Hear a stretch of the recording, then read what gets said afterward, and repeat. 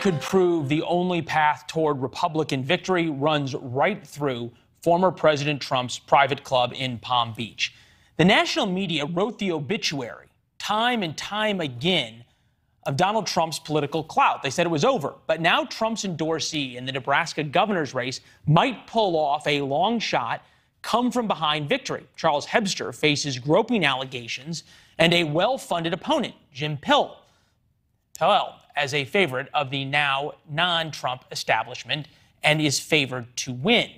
Early data, late polling, shows Herbster might pull it off. That would make the former president 2-for-2 in flipping Republican primary races. Last week, Mr. Trump's man, J.D. Vance, rode to victory in the Ohio Senate primary. He was in third place before Trump's victory. Decision Desk HQ Chief Scott Tranter called the Ohio race 15 minutes before any other national news outlet. Back with us tonight to call both Nebraska and West Virginia.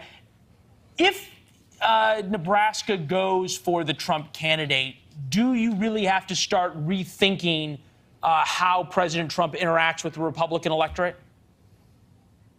Certainly, especially if you've got a race coming up in Pennsylvania, Arizona, some of the other primary states. You see that Donald Trump's endorsement went 2-for-2 in the first Ohio and Nebraska. You've got to take it more seriously, that's for sure.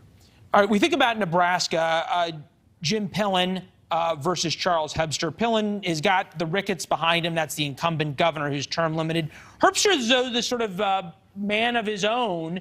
He was ahead in the polls, died off, and then all of a sudden President Trump came back with a pretty powerful endorsement.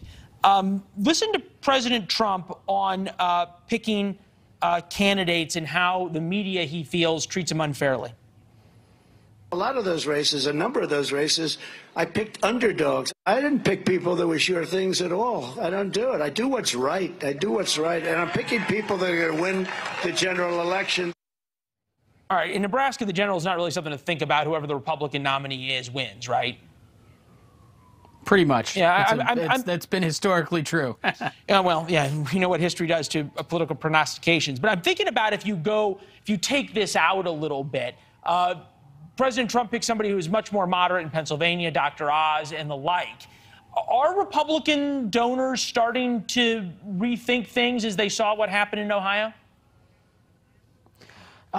You know what? I think they certainly are, especially with J.D. Vance. I mean, we'll have to see some of these FEC reports and state financial reports, but you would have to look at it and say, look, the president isn't necessarily bad at picking these things. He doesn't always pick winners, despite what he thinks, but he's certainly got a winning record in picking them. You know, and the one we've got tonight in Nebraska, he came out to Nebraska recently. He endorsed and did a full rally for Charles Herbster, who is, you know, there's not a lot of public polling in Nebraska. He's technically behind in the last public poll, so he is kind of picking the underdog.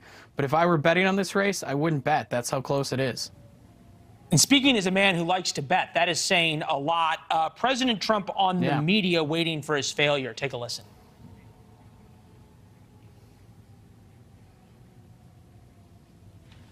But if I lose one race, we have so many races that we're leading by a lot. If it's like 40-2 or 40-1 or 40-3, they're going to say Trump was humiliated. He was humiliated. Doesn't seem like he's going to be humiliated in West Virginia this time around. Without a really major defeat of a Trump-endorsed candidate, is there any reason to give any validity to this idea that President Trump doesn't have coattails right now? No, especially, you know, if he goes 2-for-2 after tonight, and it looks like he might be able to pick the winner next week in Pennsylvania, although that's another close one. Same thing in North Carolina. The Georgia race coming up, you know, he's got some picks there that may or may not pan out. But if I were to guess, you know, if we're having this conversation a month from now, more of his picks will have won than have lost. And so he might have a perfect record, but he'll have a winning record of picking the winner. And I think people will notice that, and they're going to notice that this fall when they campaign in the general.